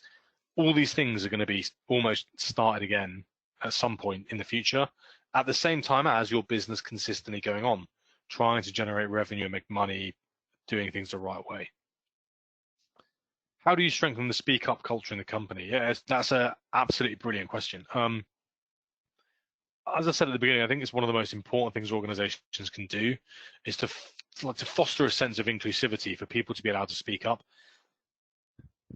The brutal reality is, in most cases, it is very difficult to encourage because people have a fear of retaliation. I don't know if when this question was asked, someone's thinking about a specific case, but there's a case of this today from Amazon. I'm sure everybody here has heard of Amazon, the online retailer from the US. One of their senior executives today, actually on Friday last week, he resigned and he posted a blog today. People that have been blowing the whistle in Amazon about unsafe working conditions based on the COVID pandemic are being fired. So whistleblowers are speaking up, which is the right thing to do, and they're being fired. This senior executive has resigned and said, I can't work for a company that goes against my own sort of moral instincts, that they're doing completely the wrong thing. So that's a great example of not strengthening a speak up culture. If someone reports it, you fire them. If you go all the way back to 2013, there was a guidance document produced by the Australian exchange regulator, ASIC, on what was called conduct risk. And one of the 3 C's on conduct risk was complacency. Just because something hasn't happened yet, don't think it never will. And one of the points they raised there was organizations should foster a culture of speaking up and consider incentivizing people for doing so. So if you look again at compliance risk monitoring plan, if I'm looking at the quantitative survey I touched upon in the slides, a qualitative survey, a quantitative survey, if we're actually questioning people on their views and beliefs every year, and they can give honest feedback to compliance for compliance, about compliance, and about other misconduct, we should be doing that. How do we incentivize it? One thing you can do is make it easy. If you want people to do things, make it simple. If it's difficult, nobody ever bothers, right? So how is your reporting mechanism? So if you think about organizations that have done this, Standard Chartered Bank is a good example. The way that they can report is anonymously on an app. So they can report on an app on their phone, right? You just fill in a basic questionnaire, takes 4 or 5 minutes, file it on the app and off it goes. Can then be reviewed as credible. Do you have a hotline? Do you have internal reporting and whistleblowing external, right? So that's your external avenue. If we have instances where people speak up and then are fired, Wells Fargo, Amazon, Enron, Deutsche Bank, the EY whistleblower case that's been resolved recently, then people won't speak up and nothing will ever change. So sadly, it's got to be, again, driven by the idea of ethical leadership conduct at the top. If people don't want to hear bad news, don't ask for any. Expect everything to be done badly forever. That's sadly the blunt reality, right? Risk management. So risk management, internal audit, internal control. How does the above serve the compliance? Well, I'd say compliance is a risk. So if you think about the risk management side, risk management is crucial to any business, but it's much broader than just compliance. It covers from the enterprise side, the operations side. Compliance risk is one of what I normally look at as one of the 5 pillars of risk. So we have strategic risk, financial risk, operational risks, technology risk, and then compliance risks. Internal control, often internal control is sort of spread across things like risk and compliance, right? So it's not always one or the other. In some jurisdictions, it's sort of standalone or guided to be standalone, like in America under Sarbanes-Oxley and things like COSO. But the reality is, once if you build your compliance risk assessment, the next thing is then to build out your internal control framework. So let me see if I can show you what that looks like.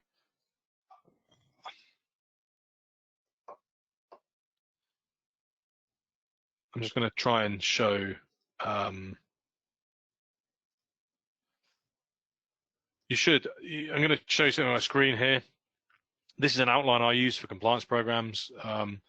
If you look here at like this section, right, when we've got from a compliance perspective our risk assessment, we identify, measure, and assess our risks. We can then look at our inherent risk, which is the initial level of risk. We put in place controls, preventive, detective, and corrective, and we're then left with our residual risk. If you think back to the integrated model I looked at earlier, the circle model integrated GRC, things like policy and procedures, preventive control, training and communication, preventive control, people skills and due diligence, preventive control, detective control, things like compliance risk monitoring plan, things like testing, things like breach reporting and whistleblowing. Corrective controls, your investigations, remedial measures, your evaluation and review, so things we can check to change over a period of time. So those controls form part of a compliance risk management framework in the first place. As we go down this document, policies and procedures are said, preventive control, communication, these are all preventive controls at the top here. We then start moving into things like investigations, which is corrective control. We've then got disciplinary measures, corrective control. We've then got regulatory technology, which can be all the way from preventive through to corrective. Compliance review, detective, because you can pick up irregularities and then you can make changes. Compliance culture audit, detective and corrective. So these are all part of what we look at from internal control. You have to prioritize what thing is most important. When we look at this from a business perspective, management triangle, are we focused on cost, quality, or time? Right, and so these things all start tying together. Internal audit is a bit different because internal audit will look back and should review theoretically the entirety of this program outline to make sure what we're doing is what we said we would do. Did it adhere to what's in our compliance charter? Do we tick the boxes we need from the regulatory universe perspective?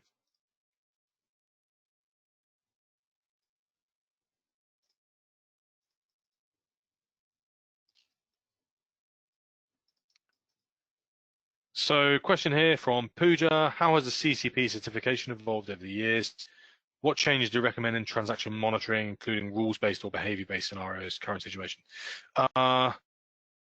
CCP certification, I mean, obviously it's evolved a lot this year. Pooja, I know you attended CCP a couple of years ago. The content's changed because things have evolved, right? So the idea of outcomes-based compliance is really only come into the fore the last couple of years. The idea of like the sort of the risk-based approach has become more solidified. Compliance has become bigger in terms of all those guidance documents we looked at earlier. So a lot of them are from the last 2 to 3 years. We're now looking a lot more at things like compliance governance, whistleblowing, for example.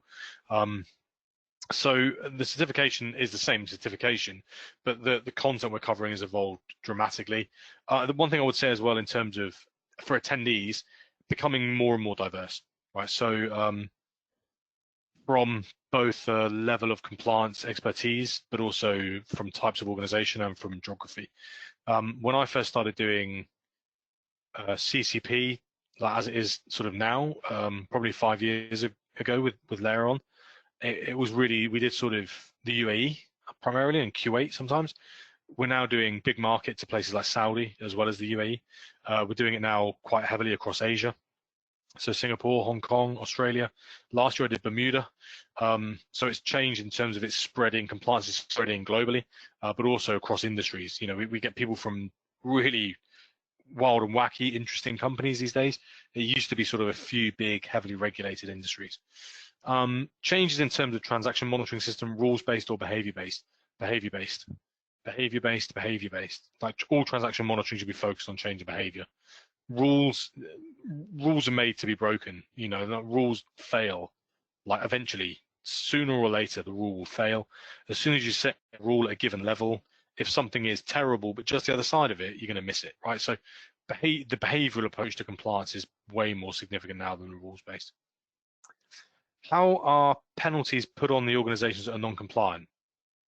Through external audit checks. Yeah, like the reality is nearly every case I've mentioned today has come to light from a whistleblower, right? Enron, whistleblower. Danske Bank, whistleblower. Westpac, there was a whistleblower. She was a compliance officer. The EY, Deutsche Bank, gold money laundering case, 2 whistleblowers in that case. Boeing, a whole bunch of whistleblowers, 1MDB whistleblowers. How do they find it? Whistleblowers. There's a good reason EY in the Deutsche Bank money laundering case, which is from the UAE, EY is under investigation. Satyam Computer Services, how did Satyam falsify $1.2 billion of documents? And they were audited by PwC. PwC were banned from auditing in India for 2 years. That was later rescinded. Deloitte were banned a few years ago from audit in Saudi Arabia. Deloitte were banned from audit in America for 6 months doing any government work. These organizations were all audited externally and often very badly. Deloitte in the UK last year was fined £4 million for professional misconduct for substandard audits. And they're in trouble again this week for doing a bad work in the pandemic, overcharging money, testing results and sending the wrong test results to the wrong people. I mean, these are like, it happens again and again. Actually, how do these penalties find? Normally internal, normally whistleblowing. That's the big way they come about. Think about things like KYC. You can find exactly no cases anywhere in the world normally of an organization that paid a money laundering penalty because of great KYC. Every single money laundering case ever came about because someone reported it somewhere. None of them from doing things like transaction monitoring, sadly. How do you know if a case is a legal or compliance case? Legal or compliance, like legal in most organizations now, we tend to look at as being relating to things like contractual topics, like legal documentation, internal and external. So things like contract competition law falls under legal bounds. You know, like you might be looking at legal perspective in terms of like what the document says, but actually the application of that normally is where compliance comes in. The law says a thing, the application is in the regulation, which we have to take and apply. So I mean, it depends what the situation would be. But normally your legal case, if you're being sued, if you're in litigation, if you're involved in a merger, acquisition, takeover, you're going to have both compliance and legal. But all the things we looked at earlier, the idea of the manuals, policy, procedures, obligations, register, all falls under the compliance side. Turkey, this question, what about, I think there's a FATF meeting. Do they issue a question? I'm not sure what that question means. The Financial Action Task Force meet 3 times a year. Although this year they'll meet 2 times. They delayed their meeting in June because of the pandemic. So they've actually put on hold a lot of things until October. So for example, like their review of Pakistan as a high risk jurisdiction will now take place in October and not June. They issue a lot of documentation. The Financial Action Task Force issued a further documentation on money laundering, financial crime risks relating to the pandemic yesterday. So they're producing documentation at the moment non-stop. They've also just produced this week, the report on the UAE, so the UAE's approach to anti-money laundering. And the UAE was fairly heavily criticized, to be honest, as doing nowhere near enough as they should. So if you think of like the Middle East, Saudi's report from 2018 was really pretty good. UAE has come under pretty heavy criticism as being a developed country that should be doing a lot more. Where is the line? So Olga, this is a similar question that we just had. Where's the line between legal and compliance? Difficult, right? It's blurry. A lot of these things are grey. Most regulation is based on the law, so there's a lot of crossover anyway. So it depends on organizations. Historically, and we do cover this in the CCP, most organizations started off as what we call a legal-led organization, where legal and compliance, L&C. When I first started in this work in this area, everything was legal and compliance. Of course, legal is important, compliance is a subset. Increasingly, compliance has become the big thing. If you think about now, when you look at cases in the news, much more likely that you read a news story of something going wrong and there's a reference to compliance than legal. Compliance are really put in a position where, in many respects, and some jurisdictions are forthright in this. Saudi Arabia, for example, I know that the finance regulator, SAMA, looks at compliance as being an extension of the regulator, which I personally think is wrong. But you don't get that with legal. Legal look at the implications from the things like customer complaints, whether it relates to a legal issue, products that have been legally missold, whether terms and conditions are legally applicable, sales practices are illegal, right?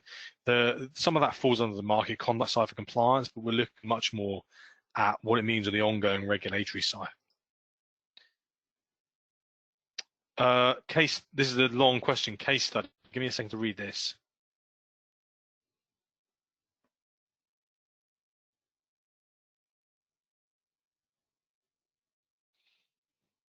If an entity settles their business transactions in renminbi, don't want to worry about US sanctions, no involvement in USD. The same company is buying raw materials from the US to make that material, yes. Then they'd be covered by US sanctions. Anytime you deal with US materials with a US citizen or US counterparty, you're covered by OFAC. It's what we call extraterritoriality. Company A is not having any transaction in US currency, but yes, indirectly the connection, yes. You don't have to deal with US currency. That's the most common thing that happens if anything goes through a US institution. So, for example, there was a case in Singapore in 2017, a company that specialized in building telecoms equipment for oil and gas companies. They moved money to Iran. So they were transacting in Singapore dollars and then euros into Iran, but money they moved went through US financial institutions. The same for the BNP Paribas case I mentioned, which was Iran, Sudan, Cuba, Libya. You can move in euros, rubles, renminbi, yuan, whatever you want. If it goes through via a US person, touches US origin goods, or a US institution, wherever it happens to be anywhere in the world, extraterritoriality, and they're covered by American sanctions. The US takes by far the widest view of extraterritoriality of any jurisdiction anywhere in the world. They'll find anything they can to get you. That's the blunt reality of it. So you've got to be very careful on the sanctions side. As I said, the rate of sanctions application has gone through the roof. So that chart I showed you earlier, in the first 3 years of the current presidency, the Trump administration, America applied more sanctions in 3.5 years than George Bush in 8 years, and his 8 years included 9/11. So that tells you a lot about the way geopolitics has changed. Of course, we're applying sanctions more because we got rid of things like the Iran nuclear deal, also because of misconduct or problems in places like North Korea and, of course, Russia, annexations. And now it's being talked about again with the pandemic applications. China applying sanctions on others based on trade issues, for example, Australia, others applying sanctions on China if they don't cooperate with international inquiries. So yes, Anish, it's a good question. The reality is anytime you touch the US, you're covered. Expected change in healthcare compliance after COVID-19. I mean, pluck anything out of thin air. I mean, there's going to be an awful lot. I mean, you've got to think stockpiling will be one thing, stockpiling of resources. I just think changes in all sorts. Medical devices, think how many medical devices have been approved. 150 antibody tests are allowed on the market now in America. Not a single one of them has actually been approved by the FDA. You just like on a normal given basis, you would never allow that to happen. Only 10 have the relevant paperwork filed. So like we're gonna have to step back and say, hold on, there's all sorts happening from a healthcare side that has to be reined back in. and change. You know, if you actually think of the fundamental issues, of course, it is a new virus, but the way we're treating it is broadly similar from a healthcare perspective. What we've done before. A lot of, on the healthcare side, a lot ramped up and has been scaled back. So the Nightingale Hospital in London, which was built to house thousands of people in the exhibition centre, was closed today to new patients. So actually things are being scaled back again. But change in healthcare compliance, these things take years, the changes take years. We've been in a period of frantic reactionary response, which is the right response, I should add. But it's been a frantic reaction that's going to take years to undo before we even start thinking about change to ongoing long-term healthcare. Do I think EY will be banned in the UAE? No, sadly. I'm not saying they should be banned, but I'm saying it should be investigated. It's being investigated in London. It should be investigated in the Middle East. So should Deutsche Bank. Sadly, what happened, there's a good reason, one of many good reasons the UAE got a bad result in their recent report. The regulator, the IFC in the UAE, they actually reprimanded the lady at Deutsche Bank who was a whistleblower. You know, the whistleblower was reprimanded, and she suffered quite a lot. And it seems to be, it's not being adequately investigated, which was one of the main criticisms of the Financial Action Task Force report last week. The UAE has strong laws, it has good regulations, it's got good regulatory bodies. There's almost no thorough enforcement supervision of money laundering as it stands at the moment, right? Very ad hoc, very reactionary, very low level. Pooja's question earlier, very rules based, you know, so really at a very low bar. So sadly, I don't think EY will even be investigated, or they probably should. The issue is you can't ban them all. The regulator in the UK has actually been broken up and is about to be renamed because it did a bad job of regulating the Big Four. But those organizations, they really have a lot of work to do to improve, sadly. The external audit functions globally are being conducted very badly, which is a major issue for the functioning of any market in any industry. You know, whether it's healthcare or telecoms or finance, external audit is crucial to the adequate functioning of a market. I think it's really important. If it's substandard, which it is, it's not good enough. We've had it here in Singapore as well. We've just had another commodity trader collapse in the last week. That's our fourth in 3 years. All listed companies, all audited by the Big Four. How is this possible? How is it possible? In this case, we've had a company that $3 billion of its money never existed. How is that possible for an audited company that's been audited less than a year ago? Doesn't make sense. How should the process of whistleblowing be documented? Difficult. You want everything documented. The issue with whistleblowing is you also want to preserve a level of anonymity, right? So of course, whistleblowing, we should only report things if they're credible. We shouldn't report things if they're frivolous or if they're malicious. So if someone's reporting to get someone else, just to they don't like somebody else or to try and get some benefit for themselves. But it should be, we should verify the credibility of a complaint. We then need to have a process, like a procedure for investigations. How do you investigate who, how quickly, who does what, who's present, how do we record documentation? All of that should be in a policy and procedure that you have, so you always know exactly what we're doing, like step 1, 2, 3. Now, you should, if you're an individual whistleblower, you should document everything you do as well. You know, like even if it means emailing yourself on Gmail, because email is time and date stamped and can really never be eradicated. So make a memorandum, make an email or documentation to yourself, so you've always got verification of that. Don't forget, technically, and this does get varied, technically to whistleblow, you have to have made a conscious effort to report internally first. So you have to have reported to management that there was a problem first before you whistleblow externally. I know the two things get mixed together. People just talk of whistleblowing as any reporting, and that's fine. I don't think there's a problem with that. But think about what we mean in what you mean in your business for whistleblowing to actually be. Will we get any attendance certificate? I'll have to ask Drainer. I have no idea. For the webinar, I don't think so, but I'm not 100% sure on that. Can we have a copy of the presented compliance program outline? So for today, it's not something we're including, but it is something we go through a lot more in detail on the full CCP, so the Certified Compliance Program. Hey, Sam. I'm just looking. Oh, hi, Drainer. Hey, thank you so much for this amazing presentation. I can see that you have answered all of the questions that the participants have written on the panel. I can see that Siraj asked for copy of the presented compliance. So basically this session is going to be recorded. So you will receive the link, all of you guys, no worries at all. You will also receive a certification of attendance for the webinar. If you have any questions, if you have any concerns, feel free to reach me via my email. I will get back to you. We have a CCP session scheduled for June 14th to 18th. So if you're all interested, I can schedule with you a conference call and discuss with you the details and how is the methodology and everything. Even though I think that Sam has already covered all the things that you need to know about CCP.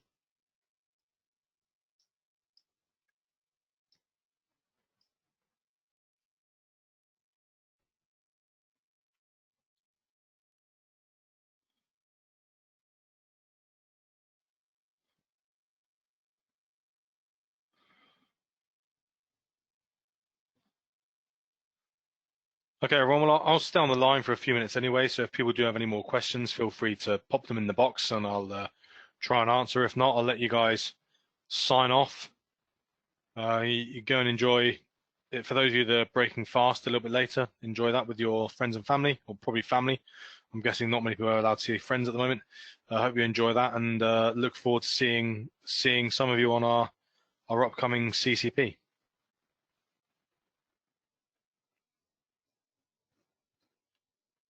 Thank you guys for being part of this webinar. It's always a pleasure having people that are eager to learn, that are looking forward for professional development. We are here for you, so feel free to reach us. Thank you so much and enjoy your evening.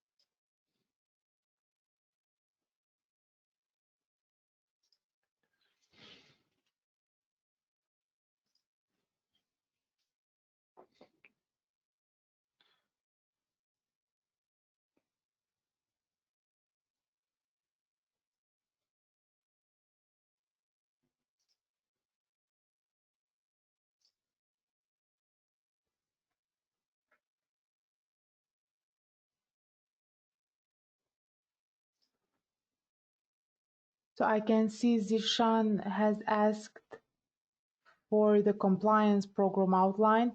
Everyone that is interested for the outline for the CCP, just drop me an email and I will get back to you, okay? Because like this, I cannot really know who is asking what. So drop me an email and I will answer right away.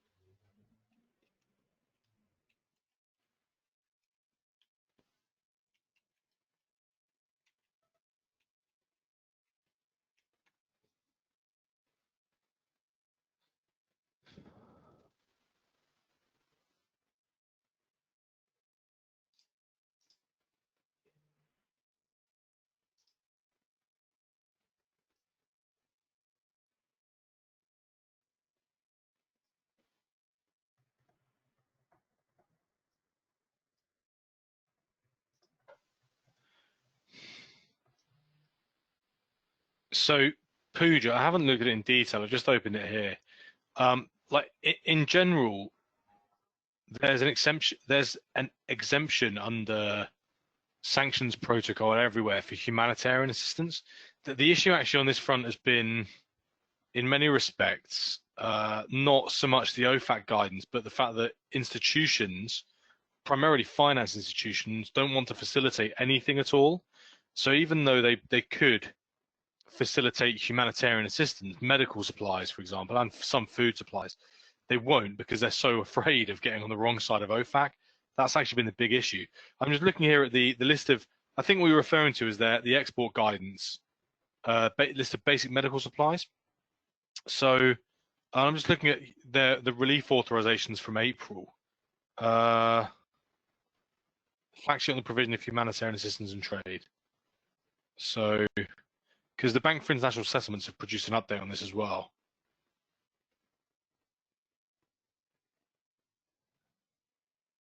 Yeah, I mean, like one of the issues you've got here is not just OFAC. There's issues on the export trade controls from Department of Commerce as well. But these have always been exempted. So you've always been able to transact for humanitarian purposes. People are just too scared of doing it. So, for example, they've got N95 masks, PPE. So you've got there's loads of different guidance they've had here. So, for example, relating to earthquakes, etc. Because otherwise you have to apply for a specific license to export anything. But if they're on the lists, so like under the frequently asked questions, there's listings of categories that you can take. So oxygen generators, masks, etc. Ventilators will be on there, as well as certain amounts of PPE. You can transact those for people that are moving in and out. The big problem you face is people are concerned that moving of medical or humanitarian equipment is used as a front for something else. So the issue being the due diligence from an institution, like a financial institution like you, to move medical supplies being used as a front for actually moving something else in or out of Iran. In this case, Iran, for example. In terms of dual-use goods, I mean, dual-use goods, there's all sorts that would be restricted anyway. You know, like, so avionics, marine equipment, propulsion equipment, telecommunications, of course, anything to do with chemicals, because Iran, less so than Syria, but had issues historically with chemical weapons. But those things are somewhat different from the humanitarian side they're looking at the moment with relation to that. I mean, the only thing I suggest, I'd have to read this document properly. I haven't read the whole thing. But if I read it properly, I'd probably have a bit more of a better answer for you. I'm looking at it now, but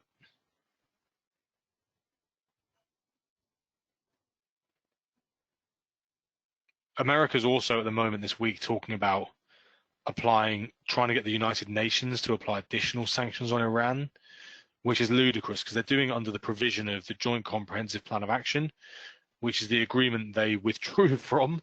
So they're trying to invoke a clause in an agreement they say they're withdrawn from to apply additional sanctions, which is just bizarre.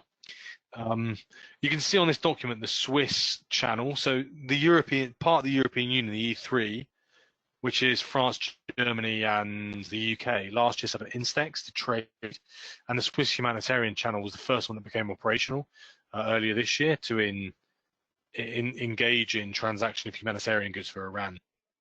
So there are channels for it, but you end up in a position of whether you think as an institution the business is economically viable enough to be bothering with compared to the risks you might face if you get it wrong. You then have to look at, one thing I'd recommend if you're considering that would be to look at the Wolfsberg guidance on sanction screening, which they produced last year.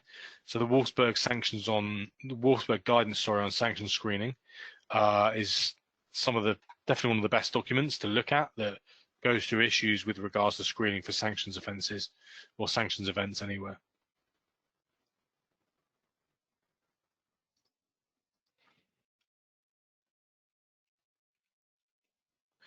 Just going to see.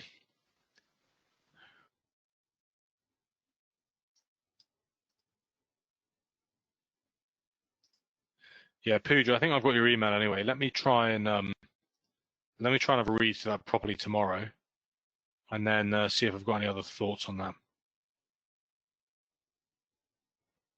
But all these allowances were pre-existing. None of them are new, as far as I can tell.